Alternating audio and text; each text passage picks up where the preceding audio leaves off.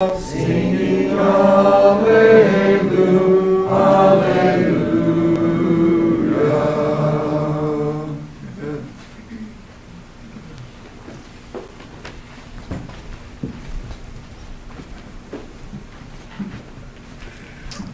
Afternoon, everybody. How's everybody doing today?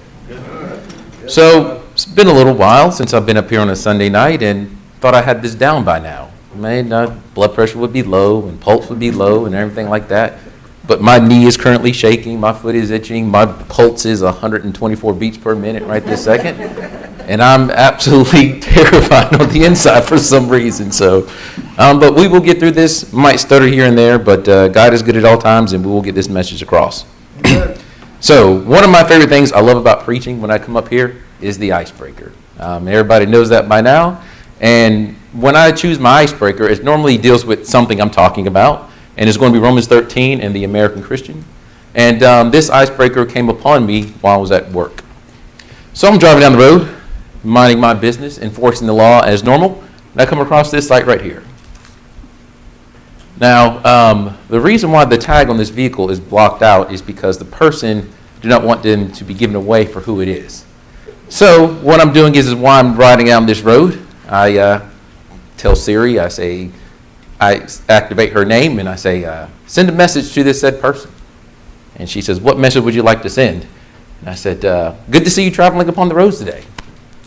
And so after she says she sends the message, it says she confirmed the voice message, let me know the voice message was confirmed. And then she says, receiving message. While the message is going, this person here, they're driving all swerving across the road and can't maintain their lane, bumps the curve and everything like that, and says, I thought that was you, but I couldn't see because of the dark tint in your vehicle. Well, if anybody has ever seen my vehicle that I drive, you know that I have very little to no tint on my vehicle. So what does that say for the person that was operating the said vehicle? So this person will remain anonymous at the time, but I hope that he's enjoying his trip at the beach. And his family is having a great time as well, too, and that he's able to see while he is driving down the road there. So, again, no names.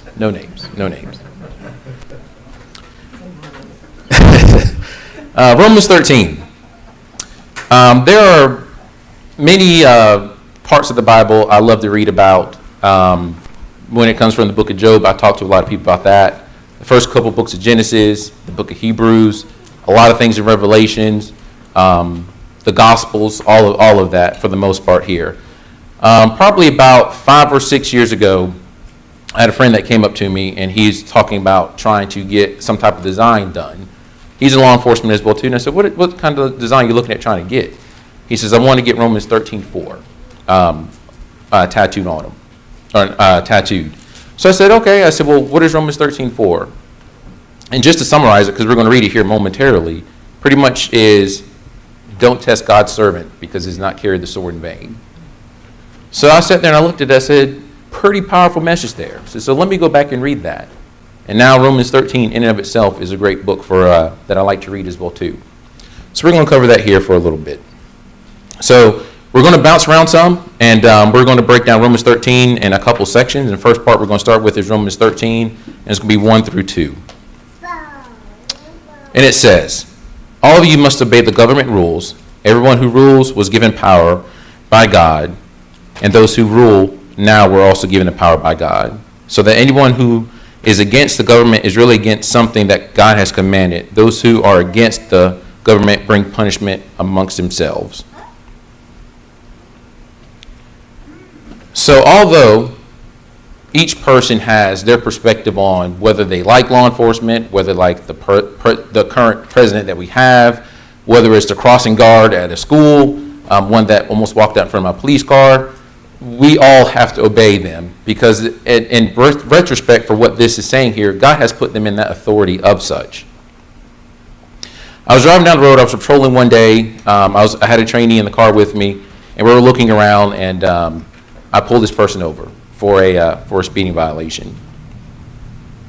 While I was interacting with this person here, they decided that they wanted to show out upon me and say all kinds of things, and then eventually it went beyond the fact that what was supposed to be what we were doing.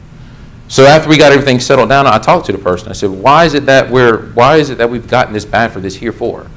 He says, it's because of what you represent. It's because of what you do.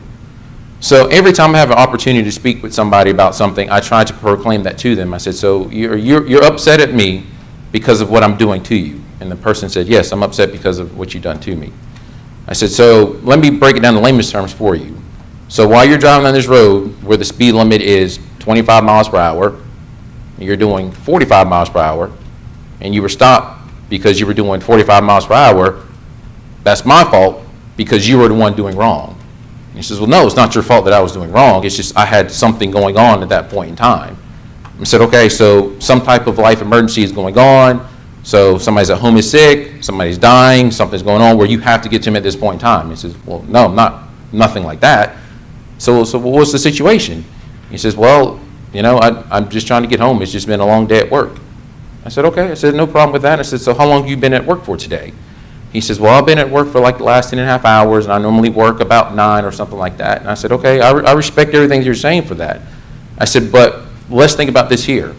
Let's think about this for where we have that person that doesn't make it back home because you're doing 20 miles over the speed limit, and they have something they're trying to get to that you don't feel as important. Or what about that person that is trying to cross the street, or case me, they see you way down the road, and they said, well, I can make this, but they don't realize that you're going 20 miles per hour, and now something happens to them. I said, when we're out here doing things, I said, I understand you have to justify what you're doing. The same thing I tell my son all the time. Everything has consequences, whether it's good consequences or bad consequences. If you sit here and you speed, you're taking that chance of getting caught and getting in trouble, and then facing a $238 ticket on top of that. So that's the consequence of your action. Or you can do what you're supposed to do, and instead of interacting with me for 15 minutes on the side of the road, you get home 15 minutes sooner than what you were doing there. So that's a good consequence, is it not? So here in 1 Peter 2:13, it says, for the Lord's sake, submit to all authority, whether the king of the head of state or the official has appointed. For the king has sent them to punish those who do wrong and to honor those who do right. It is God's will for the most honorable to live that silent should be ignorance of the people who make foolish accusations against you. For you are free, yet you are God's slaves. So do not use your freedom as an excuse to do evil. Respect others and love the family of the believers. Fear God and respect the king. So it just comes down to something very simple. I'm here to enforce the law that the land has made, ordained through God. Right. So let's look at Romans 3:5. Romans 3 verses 3 through 5. Now this is where it's going to get good because I got some props. I'm going to put up here in a second. People who do right do not fear the rules, but those who do wrong must fear them. Do you not want to be free from fearing them? Then do what is right, and they will praise you. Rulers are God's servants to help you, but if you do wrong, they do have reason to be afraid, for they have the power to punish, and they will use it. They are God's servants who punish those who do wrong. So you must obey the government, not just because you might be punished, but because you know what the right between wrong. So when I looked up this little bit here, I like to find examples of the Bible that will relate to this here. And I came across 3 very, very good examples of this. The first example I came across was Moses. And the reason why Moses, he automatically popped in my head. The reason why I thought about Moses is because Moses makes me think of myself here. When I first came to Lake Norman Church of Christ in 2004, and I was sitting on this side of the church here, and I didn't know any better, and I always try to fit David in my sermon some kind of way, and this is why I'm going to fit David in my sermon some kind of way. I was sitting over here, I knew who God was, I knew what was going on, and I was just like, you know what, that's just not my thing. That's not my thing I want to do. David came up to me one day and he says, what's your plan for the church, man? I said, I don't know, man, I'm just ride these coattails, just do what I got to do. Just be on the log, I guess would be a good way to say that. David says, no, you got opening prayer next week. I was like, man, I ain't got opening prayer. I can't go do opening prayer. He's like, no, you got opening prayer next week. Ironically, I was sick the next week, and I didn't show up for 2 weeks after that. So hopefully he forgot about that point in time. But nevertheless, it's the same thing here with Moses. We all understand why Moses ended up fleeing into the desert and where he's at. And God came up to him. And Moses says, well, no, I can't do this because I don't have the speech. I don't have the authority. I don't know how to present myself to do this. What did God do? He gave him a helper. He gave him Aaron to go out there and preach that. So the next one that came to mind as well, too, was Joshua. Very great story for this guy here. I don't know, when I think of Joshua, I don't know if he's a tall guy that was like you can just tell he's in the room, or if he was like a highway trooper that's just short and you just don't want to look him in the eye. I don't know how to picture Joshua. But here in Joshua, towards the end of it, right before he passes, there's a lot of things going on. And Joshua gives an ultimatum. He says, either he says, you do what you want to do, but as far as for me and my household, we'll worship the Lord. So he's put an ultimatum in the ground. This is what he's trying to do for that. And then the final one that I thought of, and again, there's many, many more, is David. And I'm sitting here and I'm reading about David, looking over, and I thought of the VeggieTales story. I cannot think of right. It is right this second. Anybody help me out? David and Goliath. I know, but I forgot how it got set up. But nevertheless, I think they were eating pizza or something like that. So he walks up to them and they can't get their pizza. So he walks up there and he says, why are y'all scared for? We got the Lord with us. So he says, let me just get this and throw it at the cucumber. He's a large cucumber and he falls over and it's like, was it that hard? It's pretty much what it was. So with that going on and saying, at some point in time, they had to establish their authority. So once they were able to establish their authority on behalf of God, Moses got up. He went up to Pharaoh. He says, hey, Pharaoh, I'm the authority. This is my staff. He pulls his staff out. He says, let my people go. That's what he does. So he puts his authority up. He says, let my people go. It took Pharaoh 10 times to figure out that he had to let his people go, but eventually he submitted to the authority and he let the people go.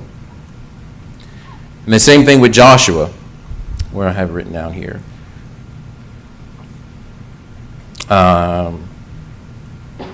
Apologize, I've lost my spot where I'm supposed to be going at.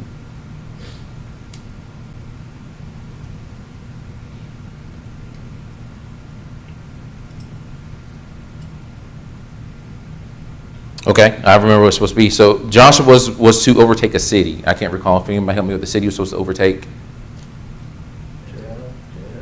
Jericho. So he sat there and said, well, it's time for us to take over Jericho. But while they're sitting there watching, well, Jericho is a huge place. A servant of the Lord came down and says, this is what you will do. And on the seventh day, they did their 7 walks around. Oops. He did his walks around, blew the horn.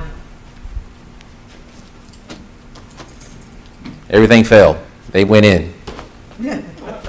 They went in on behalf of God, and they did his business. And then for David,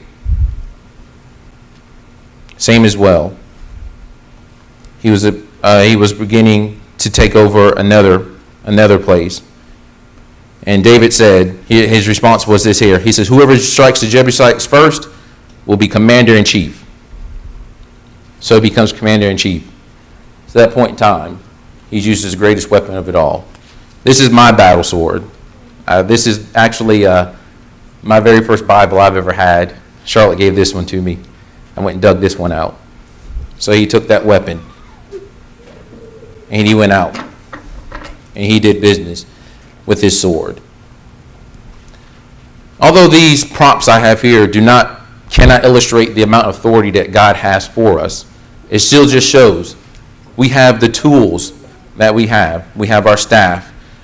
We have our garments that we use, or our trumpets that we use when we walked around. And then we have the ultimate weapon of it all, the book, Amen. to get us where we need to go to. The reason why I bring this up is yet again another stop that I was with the gentleman. Pulled this guy over for the same thing, a speeding offense. While I'm sitting there talking with him, he was getting extremely agitated with us. He was becoming, and it's very hard to frustrate me, but we were starting to get to that level. And I kept asking that gentleman, I said, well, why is it that you're acting the way that you're acting for? He says, because of everything that you see in the media. That's why. That's what he says. So I replied to him. I said, I'm going to ask you a simple question here, man. I said, if you have such an issue with how we're doing each other in the media, I said, why don't you go find that child that had no school supplies that I gave school supplies to, not looking for a pat on the back. I said, what about that mother that was at the gas station where the officer was there minding his business, getting his own gas, but he put money in her tank for that? I said, what about that one officer that is always going to this person's house to make sure that they're okay and that they're doing well? And he looked at me. He says, why are you telling me all this stuff for? I said, because that's the stuff that you're not seeing in the news. So just because you see the 1% of the things that are going on in the news, that's not the entire thing of what we're going on here in law enforcement. Because some of us out there, we carry our staff, we carry our tools, and we carry our sword with us. Because at the end of the day, it's more than just putting somebody in handcuffs. It's more than just saying, well, it's going to be okay, and this is our 6th time being at your house. It's more than just that. There's a few of us that will go out there and we will sit there and we will talk and we will study this book here. There's been people that have come here to Lake Norman Church of Christ and that I have personally invited because of their personal struggle that they're going through. So back to this certain gentleman here, he sits there, he eventually tells me, he says, well, you know, I am going through something personally that's struggling. I said, what's your situation going on? He tells the situation going on. I said, buddy, I said, here's what you need to do. I said, you've got to go back and find your faith. That's what I tell him. And he says to me, he says, well, I go to the Catholic Church, and this is what I do, and this is what, whatever case can be. And I sit here and I tell him, at certain points in time, you just have to be bold with people. And I explained to him why he would not find what he's looking for with the Catholic Church. And I simply said to him, I said, here's what I want you to think about here. I said, sir, I said, how do you go to another man and confess your sins and confess how you're doing wrong to another man, and yet of himself, he's just as equal as you are? I said, does it not make more sense just to go straight to the source and ask for forgiveness and ask for prayer? And then on top of that as well, too, you have a family that is willing to help you out as well, too. So instead of going to a man in a closet and saying, hey, I've done this wrong, I've done that wrong, and he says, well, go do whatever it is that he told me to do. I can't recall everything that he told me. Why not just go to the cross and just say, hey, God, hey, Lord, I've done wrong today. Please help me to get where I need to be. And so the same study that we have here, that we're having here in the back, on Wednesday nights at 7 o'clock that I'm teaching as well, too, if you wish to be a part of that. The question has come up numerous times. What do we do about the people that do such horrendous things? And I sit here and I tell them, I said, unfortunately, it takes a lot of people to reach rock bottom before they're able to look up and see what the righteousness is. There's a lot of people on death row that have decided to change their ways because of the situation that they're in. They actually had time to sit down and meditate on what's going on. Now, it's not for me to say in my own heart whether or not that person is going to heaven or hell, because it's not my place to judge. Because by all means, I don't want no one to judge me based off of things that they've seen me do before in the past, because I'd be up a creek without a paddle. Andy would know. Andy personally knows that. And this gentleman right over here knows as well. Rob Moray knows as well, too. I've called him many times tonight. And if every person here, my wife knows that, as well as my family that's watching on TV as well, too. We're not perfect in no means. But that still does not mean that we can't be perfect in front of God. All we have to do is go and submit to him in his authority. It's the same thing here what we're talking about here with Romans 13. All we have to do is submit to the government and do what is to be right. Because just because you're sitting out here you're out here speeding, you're out here stealing stuff, you're out here saying things wrong. Wrong is wrong at the end of the day. And that's still something that we have to be accountable for. So if you're going to respect yourself, you're going to respect your government, and thus and for that automatically going to show that you're going to respect your God as well, too. So let's look down at Romans 6 through 8. Now this one here was a little bit sensitive to me because it's about giving out money. And I'm a cheap person. I don't like giving anybody my money. I don't like giving anybody my money. Romans 6 says, and this is why you pay taxes too. The rulers are working for God, and they give their time to all the work of ruling. Give everyone that you owe to them, and if you owe them any kind of tax, then pay it. Show respect to those, and they will show respect back. And you should honor those who should honor you as well. You should owe nothing to anyone except for that you will always owe love to one another. The person who loves has done all of the law commandments. I remember back personally when I was a lot younger here, and I was working for David, and I was literally scratching pennies together. David came up to me and asked me a question. I said, my man, I'm not gonna lie to you, man. I got no money, man. I do not have the money no longer to pay my bills. This is how good of a guy he is. David said, how much do you owe? I gave him the amount. My man pulled his wallet out, and he gave it to me. No questions asked, no nothing, right then and there. So then I told David, I said, man, there's no way I can pay you back. He didn't respond. He turned around and he walked off. I went and paid my bills. I took care of my stuff. So when I'm sitting here and I'm thinking about the money that now I owe David, whatever the case may be, I said, well, I have to give that back to him because that is what he's owed to me. So far in our relationship between me and David, this dude has legitimately brought me very, very far in my life at this point in time. And because of the respect I have for my mom and others back at home, it's not right for me not to pay him back. So I got my money together, went back, and I paid David back. And David made a comment to me, and I'm not going to say it out loud because I don't want to put no pressure on nobody else. But that made me smile when I told him that. And the reason why I bring this back to here is that let's say that it's the same situation. Let's say that Morey comes up to me. He asks me for $1,000. Well, what I'm going to do is I'm asking for a bank transaction to see what he did with it as well too, and I need an itemized list of how he spent it as well. And then when I come back for my money, I also expect 5% on the dollar as well too. I don't think that's too much, but I think that's a little bit of the stuff they ask for. But let's say we're in that situation, but Morey can't pay me back. Well, what if I need Alexander to be taken care of for something? Why is it that Morey couldn't step up to him and take care of Alexander? Or if I just needed someone to talk to and I called bigger Morey at 2 o'clock in the morning and I'm on the phone emotional and distressed not knowing what to do. Now with that being said, we should never give out anything in expectation of anything in return first and foremost because that's not how God created us. It makes me think of the parable of the 2 pennies. When they're in there and they're from the church and they got their money out and they're throwing in, and it's just like who can get the most, But this little lady comes up and she gives her 2 pennies. And that's all that she has.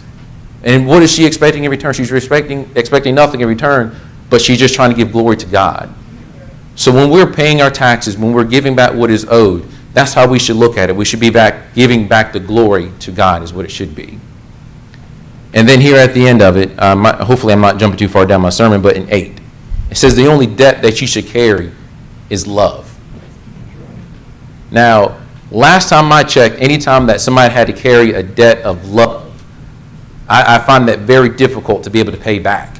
I find it very difficult to pay back. It makes me think of one of the 2 greatest commandments where God says, love your neighbor as you will love yourself. So if I came up here to Richard and I know I owed him a debt and the only thing I can do is love him, well, that's my debt paid back to him. I'm going to love Richard the best I can. I'm going to love him best I can. And even down to what Richard does, he came up to me today and he's sitting there talking to me in my window at my truck where a case can be, and my back is on fire. It's hurting very badly. And I said, I'm just trying to get home. But I'm not going to lie to you. You coming over, walking, and talking to me today was one of the best. I was happy that I was able to hang out for that.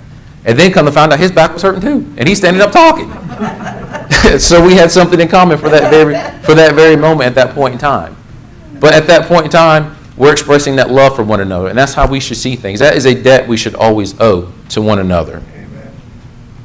All right, so let's look at Romans 9 and 10. The law says you must not commit adultery. You must not murder anyone. You must not steal. You must not want something that belongs to somebody else. All these commands are really let me repeat that. All these commands and all the other commands are really only one rule. Love your neighbor as you love yourself. Love does not hurt or offend others. So loving is the only way of obeying the law. So just back in 9, we were talking about how we like love and how love is very, very easy to pay.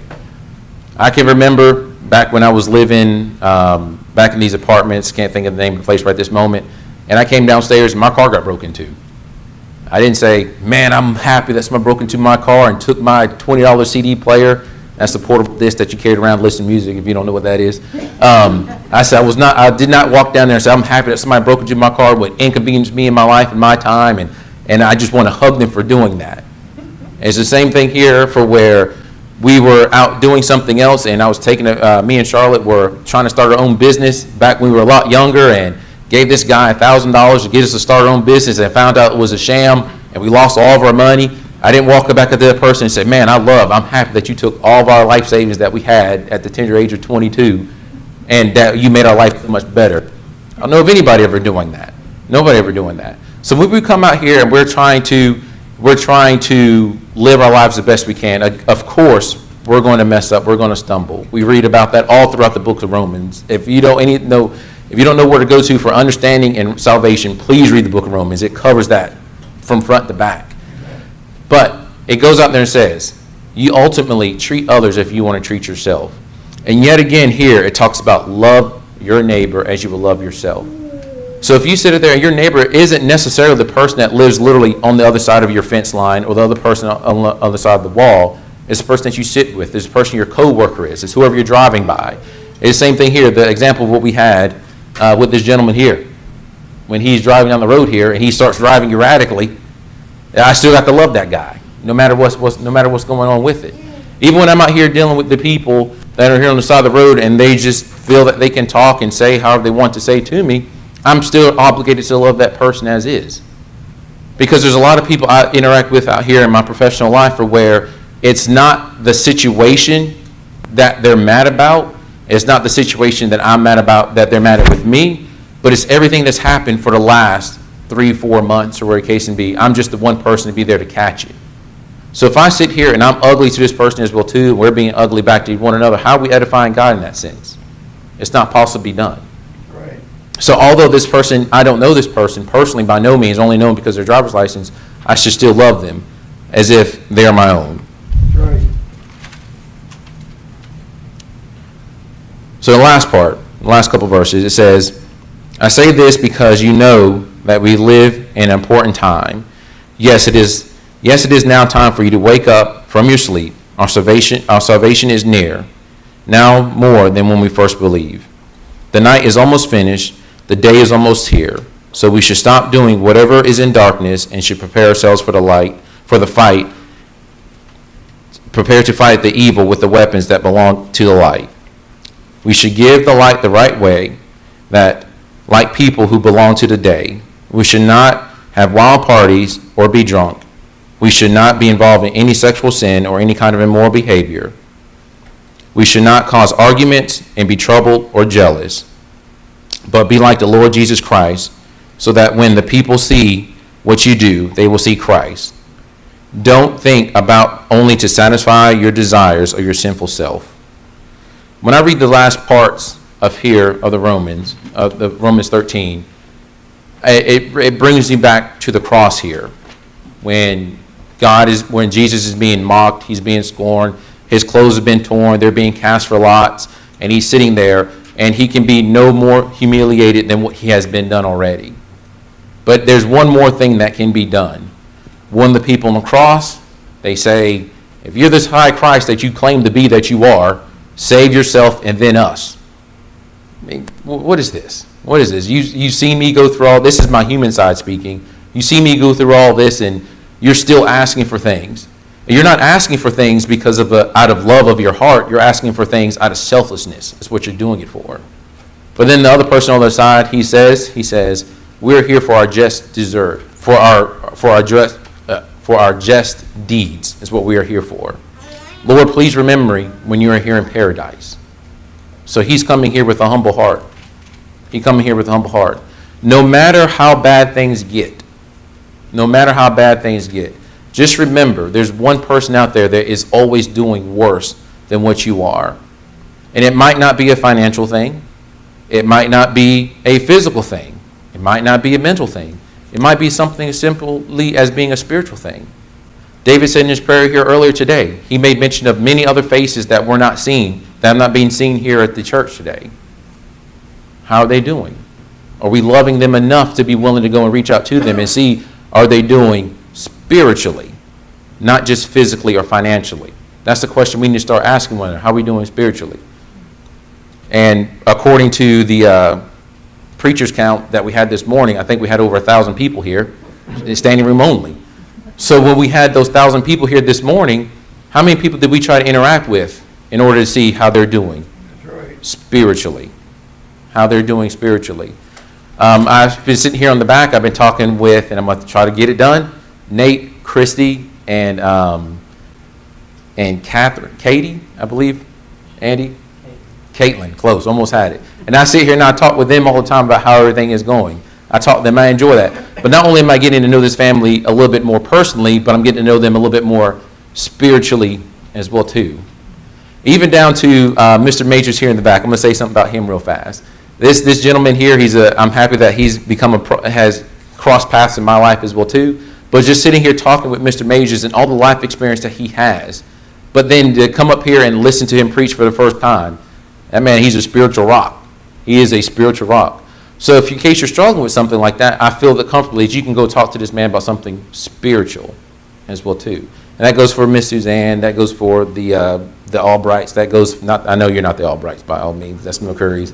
And I say the Albrights because a lot of us remember Rob and them and everything like that. So that doesn't mean that we can't go to other people as well too. But we need to stop just worrying about how people are doing physically and financially. We need to all start worrying about how people are doing spiritually. Amen. And the best way to summarize all of Romans 13 up for me personally, we've talked about how we should submit to the government because it's as well as submitting to the Lord itself. Same thing here with owing. If you owe somebody and pay them back. And if you can't pay them back financially, pay them back with the word of love. And don't do it because you feel that you have to do it. Love is something, everybody knows what love here is that willingness to go above and beyond the fact of doing the bare minimum of what it is. And then let us start doing things for the light and stop seeing all things in darkness. So my last little closing, I would like to say here, to summarize it all up. It says, in closing, Romans 13, we are given a directive with a mission to succeed. It's time to remove our excuses. This is for Gordon to look at, is it a cause or a because? And we need to start doing God's work so he can start working within us. Amen. If anything is said here tonight, whether it's online, I got my phone somewhere where I got the Facebook pulled up. If there's anything that we can do for y'all spiritually or physically, whatever the case may be, please let that be known as we stand and as we sing.